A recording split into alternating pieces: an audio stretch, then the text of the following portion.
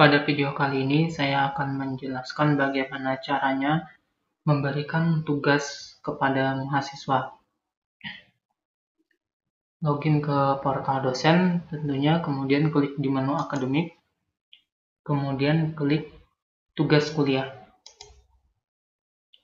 Kemudian akan tampil nama mata kuliahnya serta dosen pengajarnya. Di sini semua dosen itu bisa memberikan tugas kepada mahasiswanya gitu. Jadi di sini saya contohkan untuk mata kuliah ini. Geser ke kanan sedikit, scroll barnya ini, kemudian ada di kolom aksi ada unggah. Kita klik unggah. Nah, di sini ada halaman untuk membuat tugas kuliahnya. Pertama, isi nama tugas. Ini isi dengan baik dan benar karena ini akan tampil di halaman mahasiswa nama tugasnya. Di sini saya contohkan tugas 1 saja, kemudian keterangan, ini isikan deskripsi tugasnya, deskripsikan bagaimana tugasnya ini dikerjakan atau petunjuk-petunjuk yang digunakan oleh mahasiswa. Jadi agar mahasiswa tidak bingung dalam mengerjakan tugasnya gitu. Di sini saya contohkan saja, misalkan deskripsi tugas itu bisa diisi. Kemudian file tugasnya. Di sini file tugasnya sama seperti bahan kuliah, itu beberapa tipe file bisa diupload. Di sini ada contohnya. Format apa saja yang bisa diupload. Di sini saya contohkan menggunakan file PDF. Bisa Word juga bisa. Di sini saya contohkan pakai PDF. Kemudian ini ada tersedia mulai. Tersedia artinya tugas ini bisa diakses pada tanggal berapa dan jam berapa gitu. Di sini saya contohkan pada tanggal sekian. Ini jamnya juga saya atur, misalkan jam 8. Kemudian tanggal penyelesaiannya, misalkan saya beri tugas 2 hari.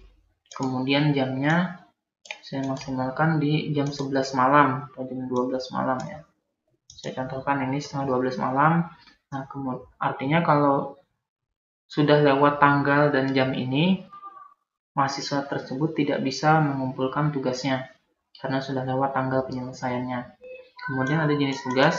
Jenis tugas ini ada 2, yaitu upload file tunggal dan kegiatan offline.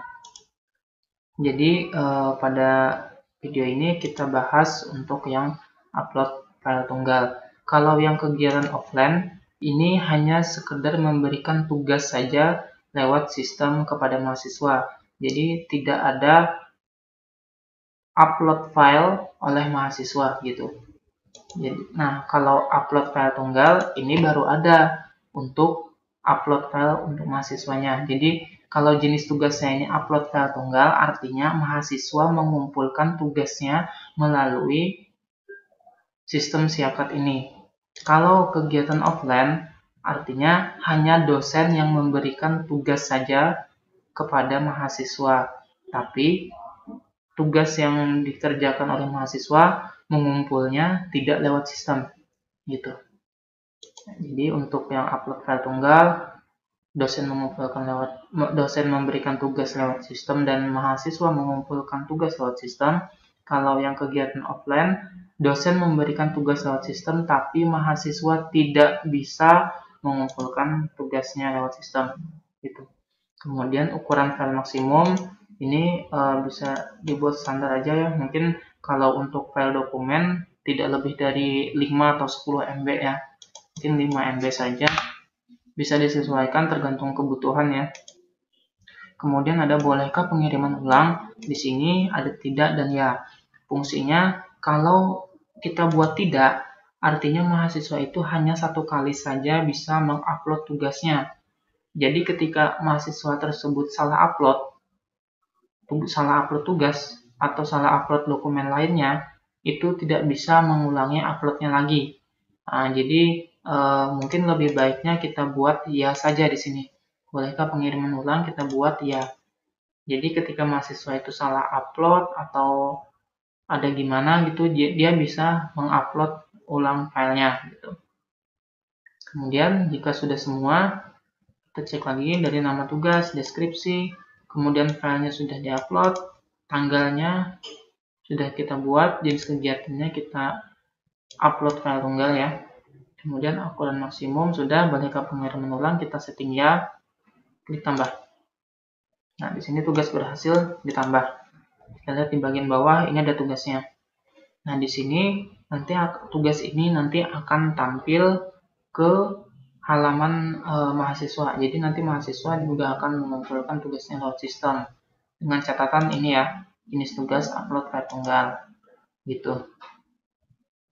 Nanti untuk dosen melihat mahasiswa siapa aja nih yang udah ngumpul tugas, atau dosennya mau ngecek tugas yang sudah dikumpulkan oleh mahasiswa tersebut, gimana caranya? Nah, di sini juga sama, di sini menunya juga ada di sini di tugas kuliah, sama ketika kita membuat tugas tadi di awal ya. Tadi contohnya mata kuliah ini ya. Di sini ada angka 1, artinya ada tugas yang sudah satu tugas yang dibuat. Kemudian klik di sini. Nah, di sini ada catatan. 1 kali klik untuk melihat informasi tugas kuliah dan 2 kali klik untuk mengunduh file. Nah, jadi jika Bapak Ibu dosen untuk melihat tugas mahasiswa yang sudah mengumpul, itu bisa klik 1 kali untuk melihat siapa saja yang sudah mengumpul dan mengoreksi tugas dari mahasiswa tersebut yang sudah mengumpul. Untuk Bapak Ibu dosen yang ingin melihat tugas dari mahasiswanya yang sudah mengumpul, bisa kita lihat catatan ini, 1 kali klik untuk melihat informasi tugas kuliah, ya kan? Berarti tugas di sini kita klik 1 kali, Nah, di sini ada informasi tentang tugas kuliah. Di sini ada informasi yang telah Bapak Ibu buat untuk tugas tersebut, yaitu tersedianya sejak kapan, jamnya dan tanggalnya. Begitu juga dengan tanggal penyelesaiannya, kemudian boleh pengiriman ulang. Di sini sudah ada settingan ya. Jenis tugas, upload file tunggal, artinya tadi mahasiswa juga bisa mengupload tugasnya di sistem. Kemudian tugas terkumpul sebanyak, nah di sini ada 1 dari 27, artinya dari 27 mahasiswa yang mengikuti mata kuliah ini, ada 1 orang yang sudah mengumpul. Gitu. Kemudian ada keterangan tugas kuliah. Di sini juga ada deskripsinya, jadi benar-benar diisikan dengan baik deskripsinya supaya mahasiswa juga tidak bingung mengerjakan tugasnya. Kemudian untuk melihat tugas yang sudah terkumpul, klik tombol lihat.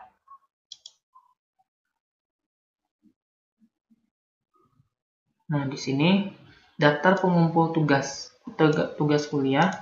Di sini ada statusnya. Di sini ada satu mahasiswa yang sudah mengumpul, statusnya sudah mengirim.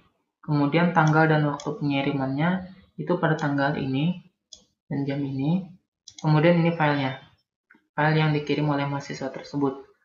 Untuk klik filenya, tinggal diklik, filenya akan terdownload. Jadi kalau dosen mau ngecek tugasnya, ini tinggal klik filenya ini, nanti dia akan terdownload otomatis. Gitu.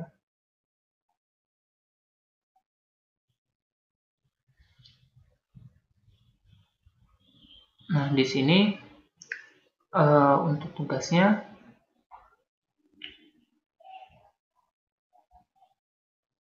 kalau sudah selesai semua, ini mungkin tugas ini tidak usah dihapuskan ya, supaya ada riwayat pembelajarannya di sini. Gitu.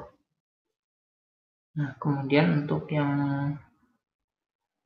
jenis tugas, ini untuk yang kegiatan offline ini tidak usah saya contohkan karena